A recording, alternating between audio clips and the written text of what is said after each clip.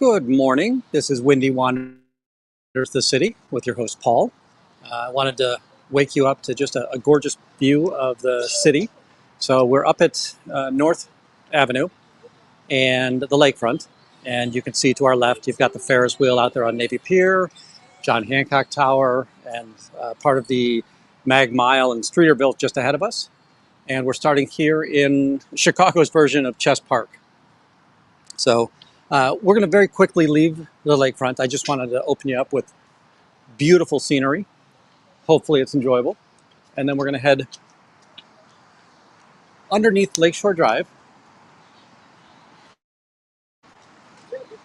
And as we go underneath Lakeshore Drive, we'll be at the south end of Lincoln Park and the north end of the Gold Coast. So there's a little bit of green space between this road and Lincoln Park, the North Avenue exit that we'll see. So we're going to walk through this tunnel.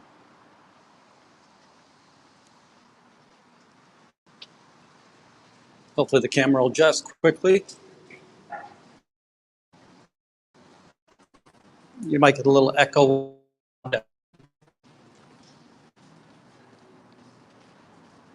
Hopefully you saw that the lakefront was active with runners and cyclists, people walking. I always love that, Chicago's got that great front yard, whether it's just Grant Park or if you consider the entire lakefront. So the entire lakefront of Chicago is public. So for 14 miles, the public has full access to the lakefront. I'll say that there's a small little caveat there. There are a couple of marinas, and they do have blocked off property just for their the boathouses and the restrooms, but you can absolutely walk around that and you can swim through it just the same.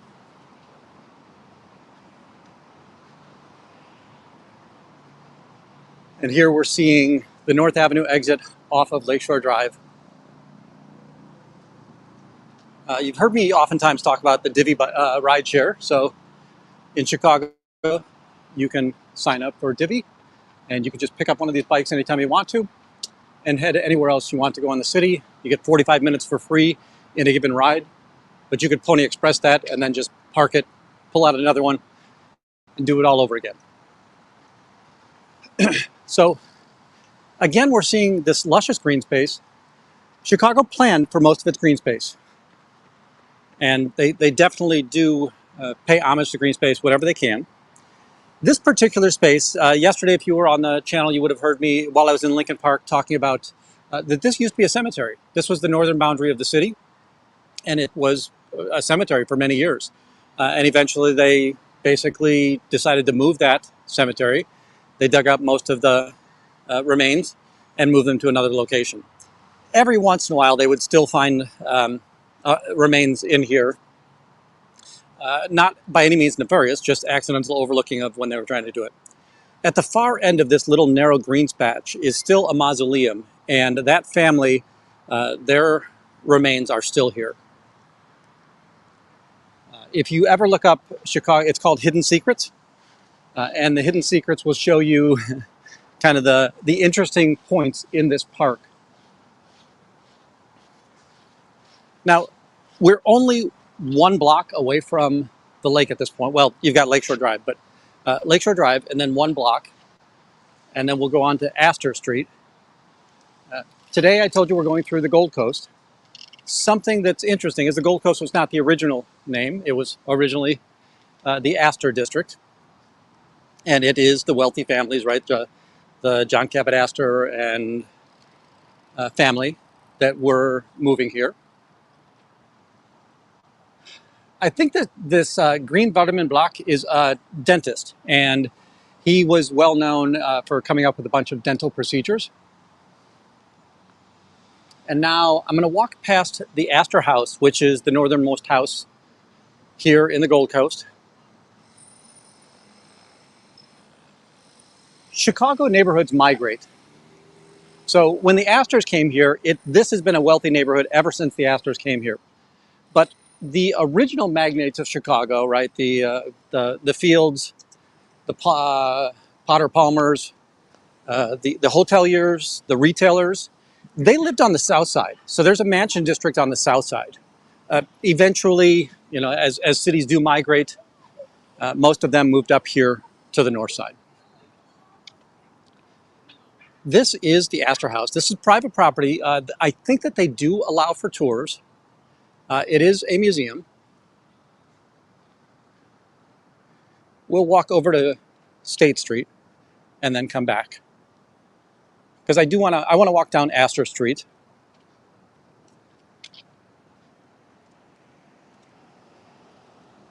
Beautiful shade over here right now, which is very welcome because it is warm here in Chicago. We're just before 9 o'clock.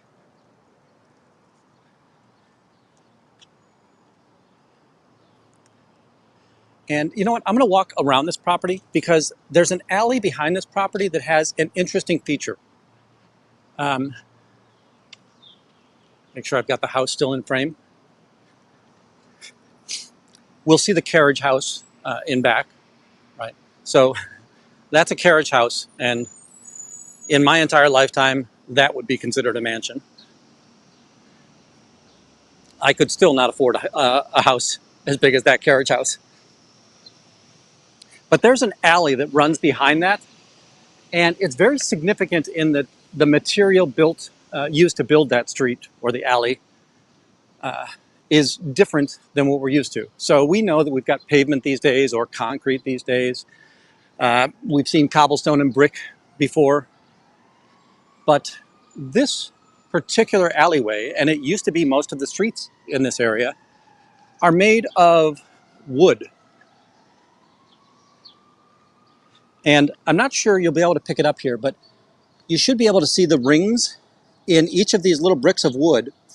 Now these are like 4 to 6 feet deep. They're piled, they're driven into the dirt. And they're tarred or oiled, right? It's a treated wood, but it really is just wood. And they drive it into the ground and then hew it and saw it off at the top so it becomes a smooth road surface. I think there's a sign down here that's going to give us a little bit of information about it. Again, we've always been an alley culture, so this is even in the wealthy neighborhood. You can see the high-rise on both sides, but there's an alley down the middle and driveways and garages, garbage cans.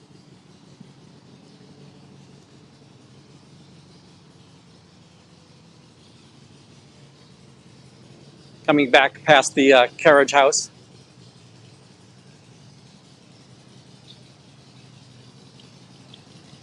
And just because of the way that the sun's hitting this, I don't know that you'll see it. We've got a motorcycle up here as well. But I'll put it up here.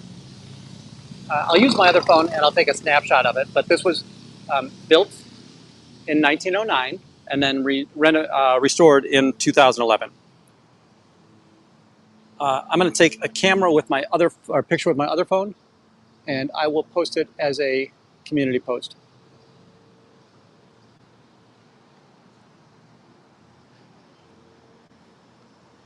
Now, as we look forward, right, I'm looking again at Astor Street, then crossing the street, we have the houses.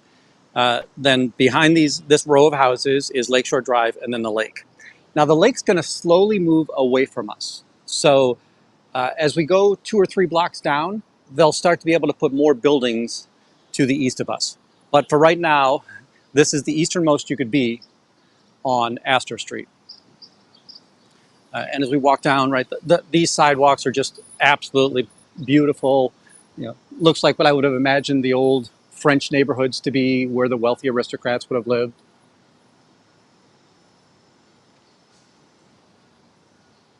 Many of these are single-family homes still. Some have been turned into condos and apartments. You know, over here, absolutely, it's an apartment.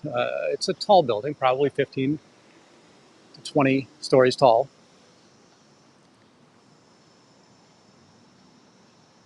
There would have been well-to-do people here that maybe they would have, it would have been a covenant for wealthy families back in the day would send their children into the church and then take care of them afterwards. Look at the wrought iron on the gate ahead of us here.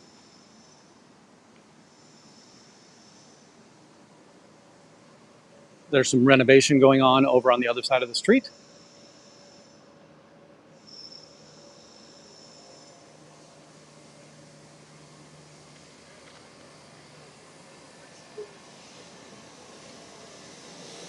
And you'll probably see a peak of the lake over there, but I don't know because this camera might not be picking it up. But you've got the street, then you cross Lakeshore Drive, and you've got the lake right there. Here's an apartment building. I know you're not able to see it because there's so much greenery here.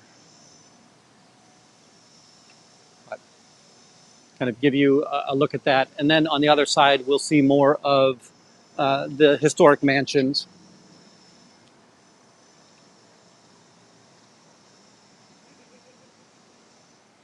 Just beautiful gardens here. The landscaping is astounding. If anybody's in the market, here's a home for sale.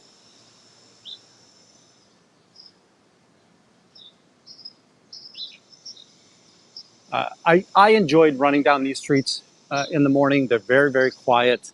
If you're out on the lake, you're usually in the sun, and this gives you a little bit of a retreat for that.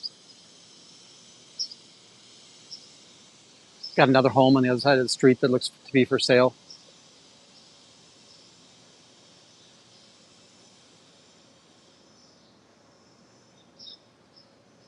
Beautiful stairway entry here. Often wonder how might these people have lived back in the day. They would have probably had carriage houses in the back, right? Now they're garages.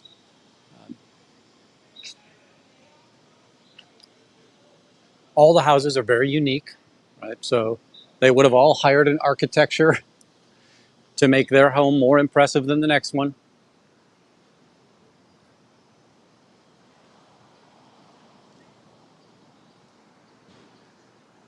The next street over is State Street, and then you've also got Dearborn in this neighborhood. And those become a little bit younger demographic over there. They've turned more of them into high rises. They built high rises. These homes don't really turn over that much, and when they do, you're opening up your wallet.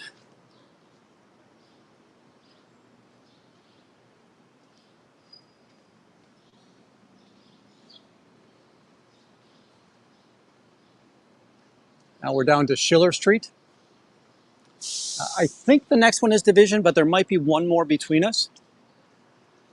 Here you can see that, right, at some point, a landowner did give up their mansion and a condo was built in its stead.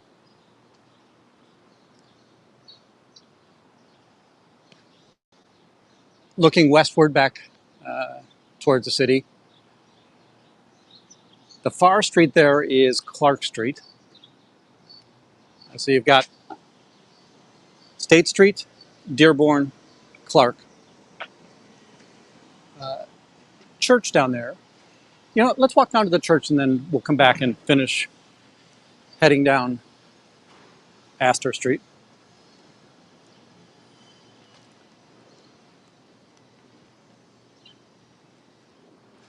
A lot of famous people today still live here. Joan Cusack, I'm not sure how well she is known or remembered. She lives in the neighborhood. She can be kind of tough. She'll turn into a Karen every once in a while. Doesn't like paparazzi and nosy neighbors.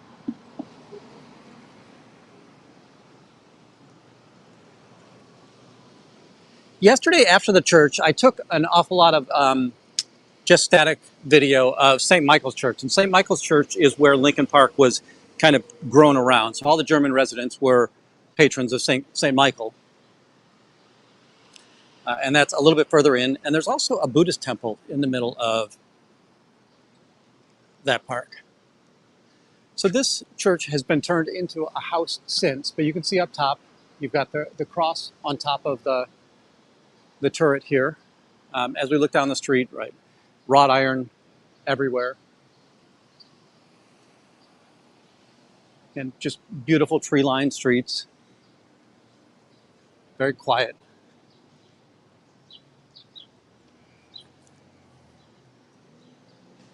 The vast majority of these wealthy families would have been from Protestant families, more so than Catholic families.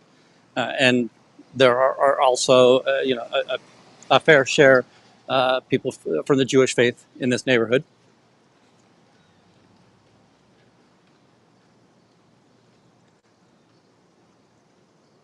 Yes, I don't know. I know we've got a lot of sun coming from the far side, but beautiful turret up there.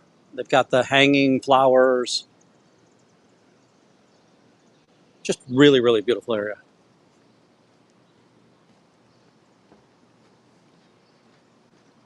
Folks, I just started a short series with trivia questions about the city of Chicago. I'll be releasing those daily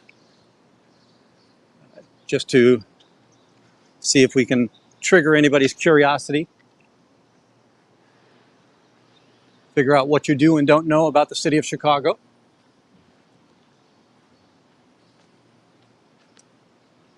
So here we've got the Charnley Persky House, headquarters of the Society of Architectural Historians. It is a historic landmark. Many of the houses in this neighborhood will be historic landmarks.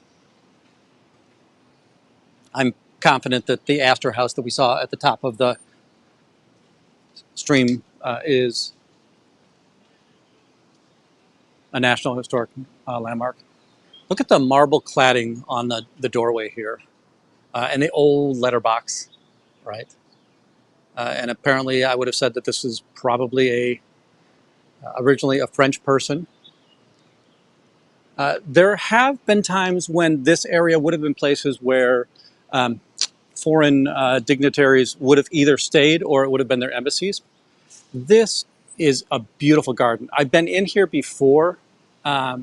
So the whole building is like a condo or an apartment complex, and there's this beautiful garden on the inside, on the center of this.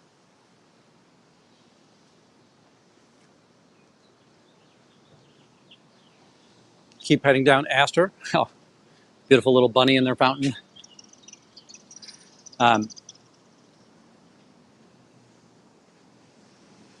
Coming into Banks Street. Now, on Banks Street, about 2 blocks west of here, is the old, oh darn it, I can't remember the name of it, but it's where Mike Royko used to kind of hold court. Mike Royko was an old newspaper reporter here in Chicago, well respected at the time, back when news reporting meant something. And they actually reported the news rather than creating the news. Again, we're going to see the lake is just over to our east.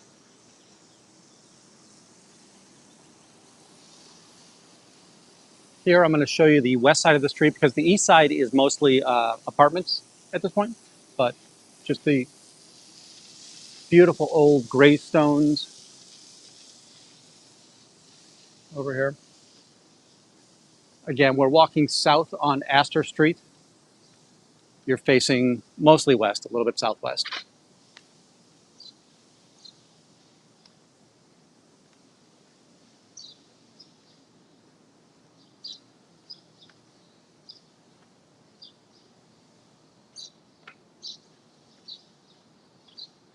This next apartment or condo is interesting. I have friends that live in there. The bottom, this poor doorman lives in a fishbowl. I don't know if you can really tell that right now, but right, his desk is there. The mailboxes are there. There's very little footing here. It looks kind of like a popsicle. We've got that center column moving down into the ground, and you've got the supporting columns around the outside. And then as we scan up, this building has a beautiful common rooftop area. So if you ever have the chance and know somebody in there and you're able to go to one of the parties, you definitely want to take advantage of that.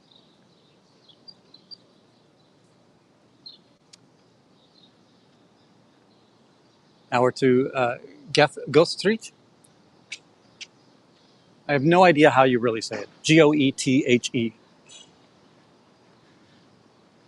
And we have a little park here. Um, I don't want to give too much in there because there'll be children playing in there, but beautiful little park. You can see all the trees up above, old trees, right? Um, in this area. You can see an awning down the street with from the hotel, and it's got the theater lights basically looking down from the ceiling of the awning.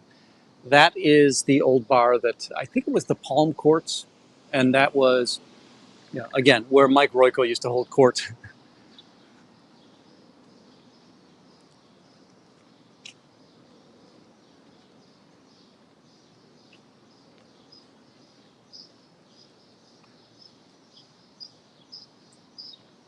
Now, as we get to Division Street, it actually becomes much more of a business district. There are a few streets that are between, north of Oak Street, and they'd still be considered Gold Coast. The retail district, some people will tell you it's Gold Coast. It also has a more nefarious name. It's the Viagra Triangle.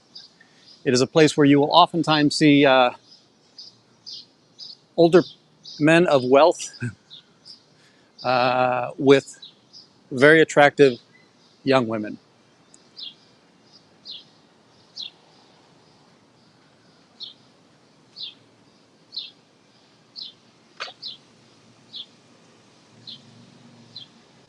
Now we're down to Scott Street.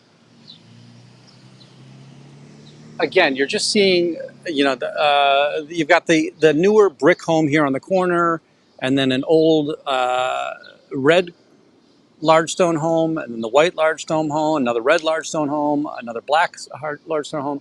So they're all very, very unique in how they're built and architected. And many of the older ones would have used large block as the foundational structure of the home. So now, right, we use the smaller brick masonry. You can also tell many of these were, even the rich knew that they had to save money. If you look at this house, right, you've got the brick in the back because, hey, that's cheap material and nobody ever sees that. And then you've got the large blocks out here in front on the side. And then you've got the large blocks all the way down the front here. But if you go up and you lift your eye up, we're back into the typical masonry brick, right? The wealthy didn't get wealthy giving their money away or spending it frivolously.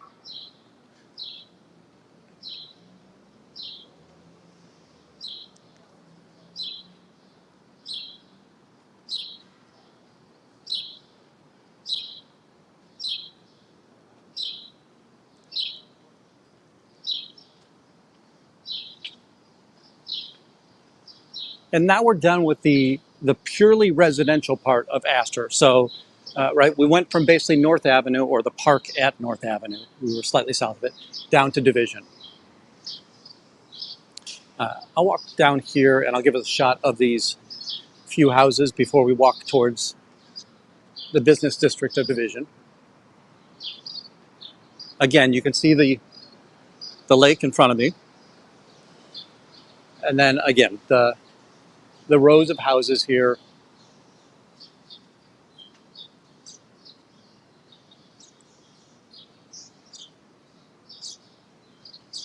Oh, yesterday St. Michael's was open and I was able to get a few shots inside as well.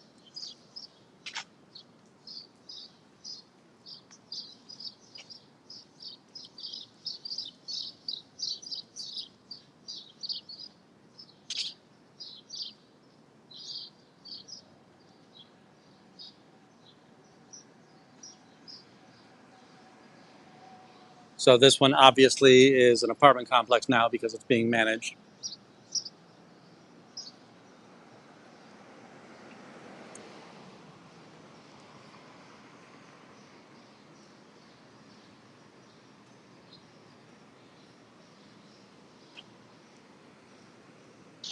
And we're coming up on State Street ahead of us, where again we'll start to see some hints of luxury restaurants, or old school restaurant, some hints of older bars. Um, when I was younger, back in the 80s and 90s, the go-to bars up here for the young hip crew were here on Division Street. So Division and Rush. So you've got State Street here, and then the next street is Rush. And up ahead of me, you might see the red heart with the yellow lettering across it that says Mothers. So there was Mothers, Mother Hubbard. There's the Lodge on the south side of the street. McNally's is up there. These were just, if you were the inn kids, these were the bars that you came in and partied at.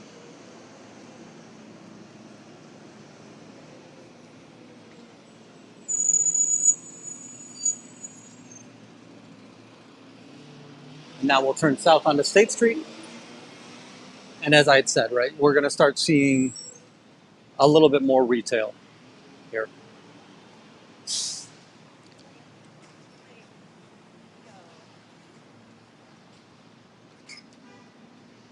Up ahead of us, we'll see the Lou Malnati's.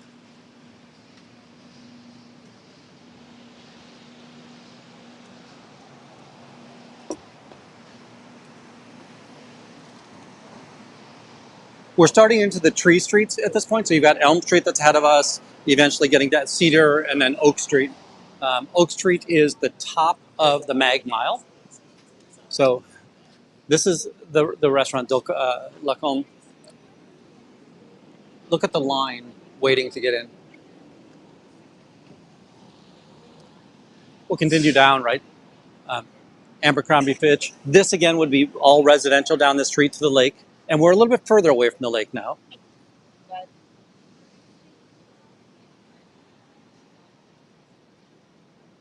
Lou Malnati's. I think next to it is Velvet Taco.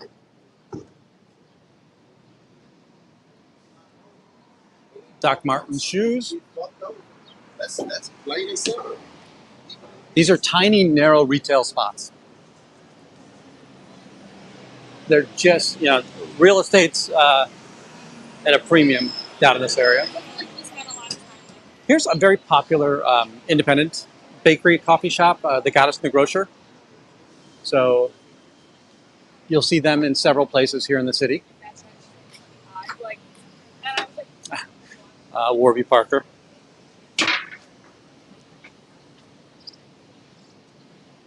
And then, as I said, across the street, you've got Velvet Taco. That's an after bar place. It's a great place for lunch, great place for dinner, but that one packs up after dark. And right now you see the start of Rush Street. And there's a little triangular area that's between State Street and Rush Street. So you're looking at that truck is on Rush Street. The taxis are over on State Street. And that creates a little triangle, hence the name Viagra Triangle.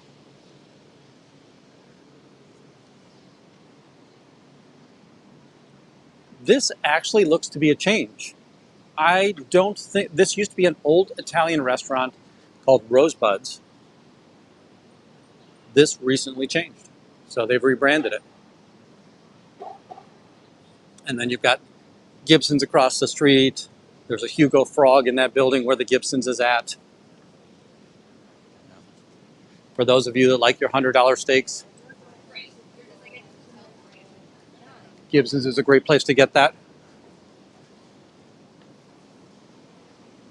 We're at Bellevue, and again, we're seeing an honorary street. This honorary street is Frank Sinatra.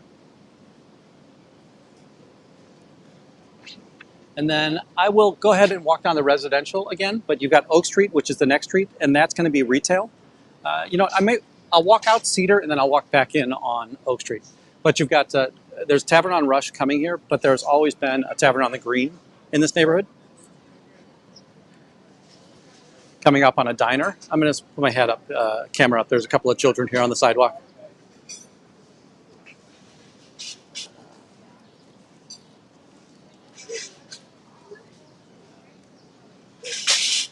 So we've got the original Pancake House here. And it just looks like an old school diner, and it is an old school diner, right? You're going to get bottomless coffee. hash browns, pancakes, eggs.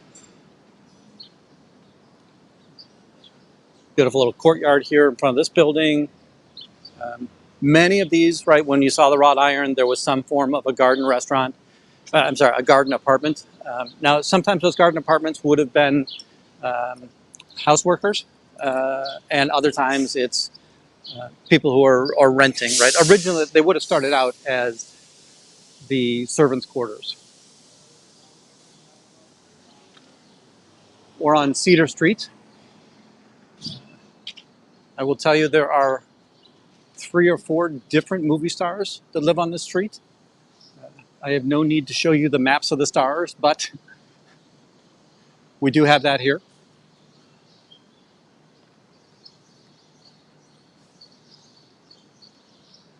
Again, the courtyards, beautiful, private.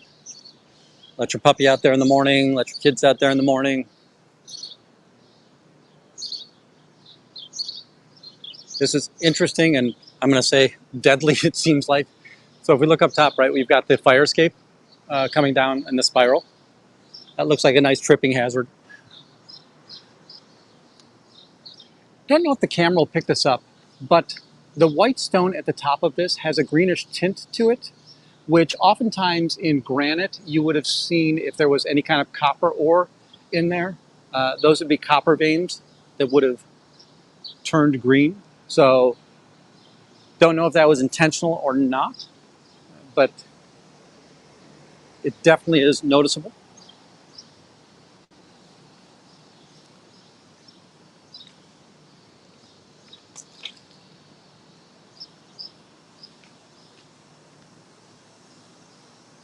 So this week we've seen right Milwaukee Avenue, we've seen Old Town, seen a little bit of Lincoln Park. Definitely looked at, today we're in the Gold Coast, which would have started out as Astor Village or the Astor community.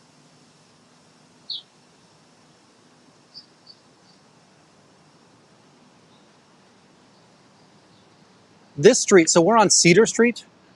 This has often been called the Suicide Street because as you come up Michigan Avenue,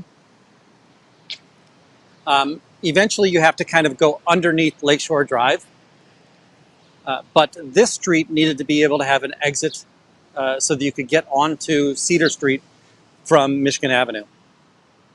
And I'll show you when we get up there. But you feel like if you're ever in an Uber or you're ever in a cab, you're going to think that your driver is crazy because they're just going to turn head on into traffic. This Jade is hilarious.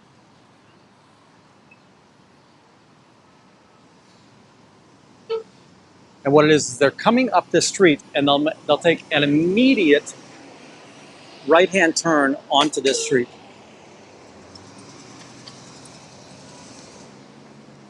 Now we're out on Michigan Avenue. Right? You've got the Drake Hotel, the Palmolive building is the white building behind it. You've got John Hancock behind there. And then the white marble facade of the Water Tower Place, which is a mall. There's also 2 Water Tower Places there. Those are the 2 buildings that survived the Chicago fire. Quite honestly, many buildings survived the Chicago fire, but it makes for a better story that the 2 pumping stations or water towers were what survived. Drake is an interesting hotel. It's very old. It still has little cubby holes for like where you'd put a phone, even though there's no phones in there anymore. Now we'll walk down Oak Street. We're going to start seeing luxury names. You'll see what Richard Mille watches. I think there's the Rolex is over on Michigan Avenue. So there's a Rolex, there's a Bulgari over there.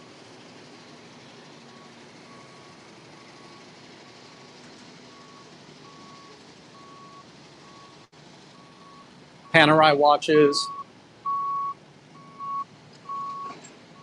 Very few of these watches will be out because we're so early in the morning. Berdeen's jewelry, right? So if we look at IWC is again a famous watchmaking brand, but all of the cabinets are empty. Everything's in the safes at night. You've got the Richard Mille across the street. I don't know if there's anything less than a seven-figure watch from Richard Mille. Geneva Seal.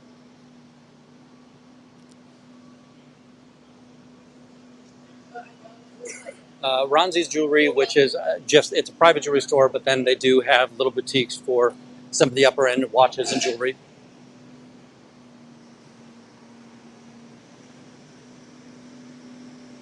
This is a place where you need to bring your big wallet.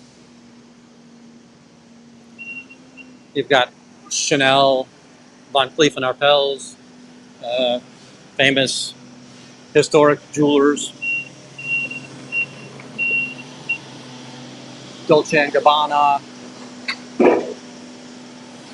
Got a little bit of construction happening over to my left.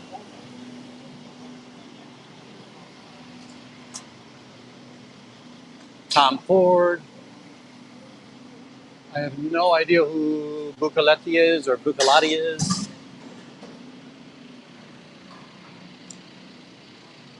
Harry Winston, jeweler to the stars.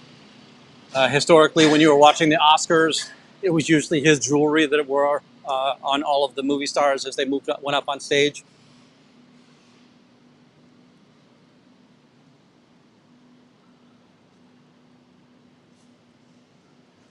No idea who Tory Burch is. Palmetto. Oh, there's a Giorgio Armani. I recognize the name.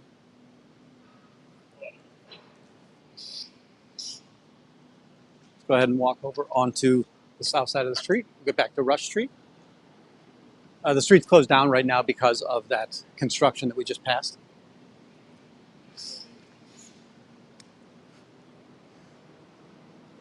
So if anybody needs me to pick them up something, let me know. I trust you'll just Venmo me the money after I buy it.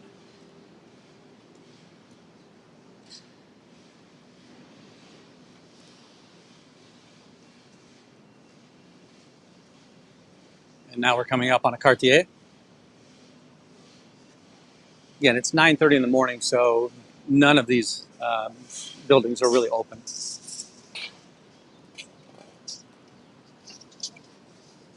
Turning south again on Rush Street.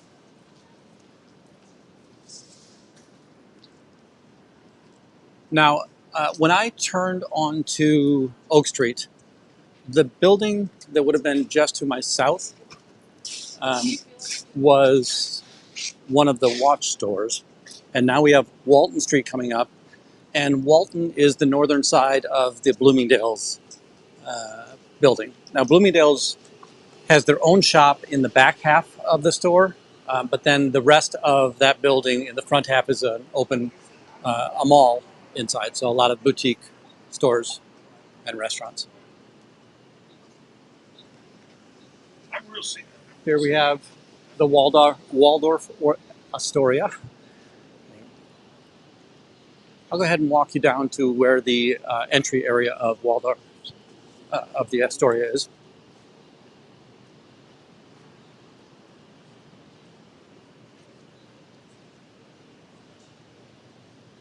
So there are private residences inside of that location. See if I can punch through here.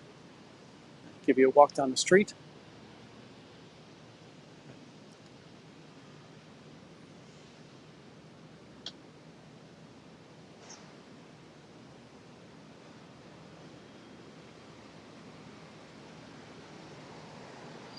All of the cars on the side of the street right now are running. I want to go across and give you a view of the inside of that parking space.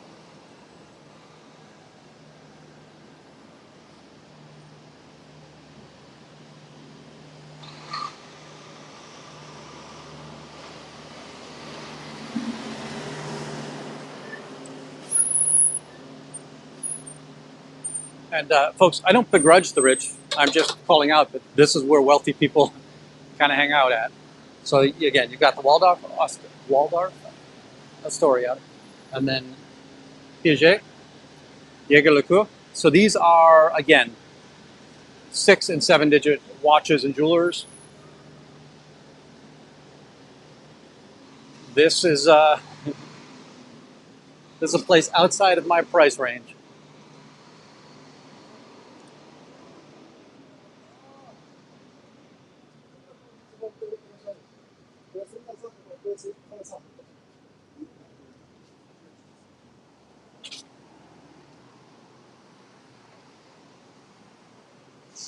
And now that we're at Walton Street, we will no longer really see any mansion-style residences. There will still be, almost all of these will be retail on the ground floor and some form of apartment or condo upstairs. So Yves Saint Laurent. And I know that somebody's going to go back through this video and say, why does he say all of those wealthy stores incorrectly? And it's because I've never been in them and I don't know. I recognize the brands. I own none of them.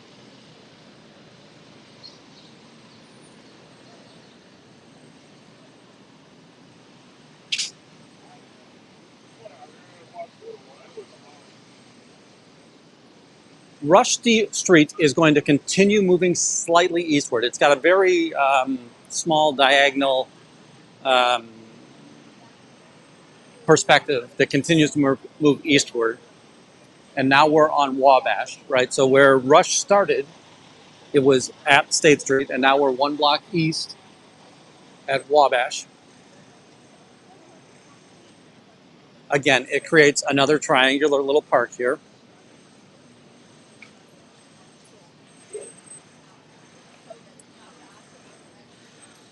You know what? Let me head over to the park.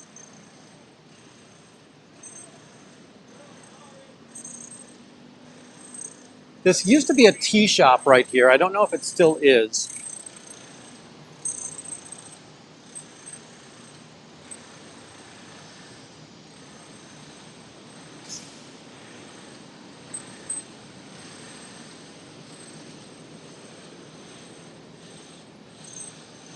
Again, COVID kind of hurt a lot of these places. Okay, so yeah, this has become Jenny's Ice Cream now, but it used to be a tea shop.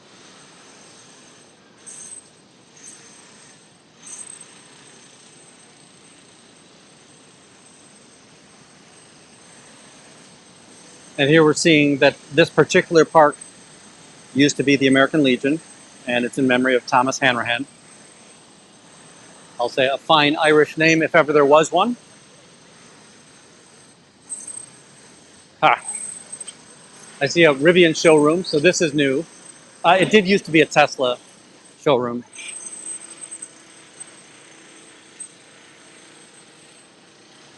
And then we've got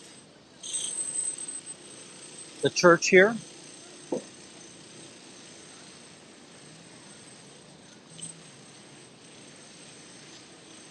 At the end of this next block is a Bentley showroom, so if anybody was looking for a Bentley, you can come here to Chicago and grab that.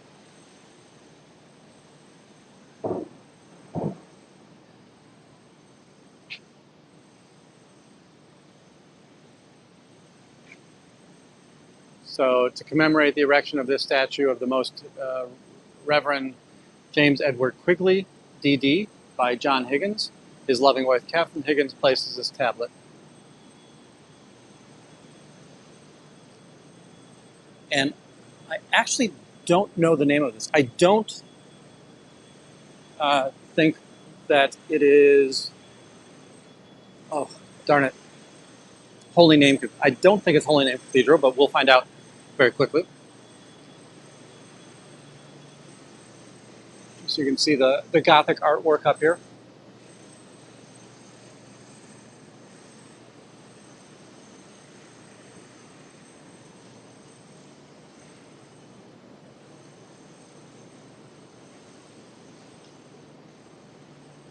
So it is the Archdiocese. So this is Archbishop Quigley Center, and it is the Archdiocese of Chicago. You can see that there's a little courtyard inside with parking and such. And then Bentley Gold Coast. Let's go see if we can pick any of you out a Bentley.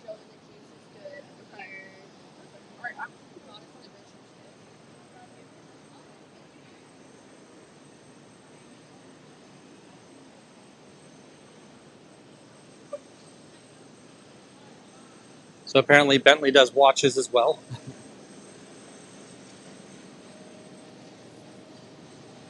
Not sure if you can see in there because the camera will reflect this quite a bit. If you're over on the other channel ever, I had an interview with somebody who was a worker at Perillo. And it was eye-opening to that person what they were in for. So, but this is one of the car manufacturers that Perillo has, which I know that they also have Chevy and Cadillac, but this is their Bentley location.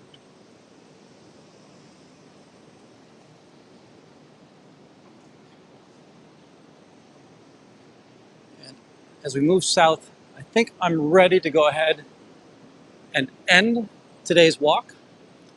Give ourselves a beautiful view of the church. So we opened up with Navy Pier, and we'll close here with the Archdiocese of Chicago. Archdiocese being kind of where the leaders all make rules for this area, Archdiocese of the Catholic Church. The marble-clad building ahead of us is the Water Tower Place Mall, and then just in front of this building would be the two Water Place Towers. I'm sorry, the two water towers that would have been the surviving buildings from Chicago's Great Fire. All right. Thank you all. Please like, subscribe, share. If you stayed to the end, wow, you listened to a lot of me. Have a great night, and I will talk to you later. Thank you, everybody.